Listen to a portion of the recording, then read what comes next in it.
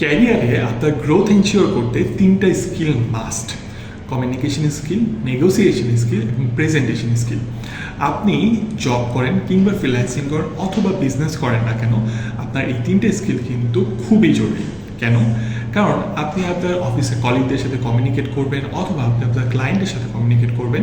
যদি properly communicate করতে না পারেন তাহলে কিন্তু আপনি অনেক অপরচুনিটি হারিয়ে ফেলবেন। একইভাবে কোনো প্রজেক্ট পেতে, প্রজেক্টের প্রাইস ঠিক করতে অথবা জবের স্যালারির ক্ষেত্রে নেগোসিয়েশন স্কিল থাকা কিন্তু খুবই জরুরি। সেমভাবে আপনি জব পাওয়ার পর কিংবা কোনো একটি প্রজেক্ট পাওয়ার পর যদি আপনার আইডিয়া প্রপারলি প্রেজেন্ট করতে না পারেন তাহলেও কিন্তু অনেক অপরচুনিটি হারিয়ে ফেলবেন।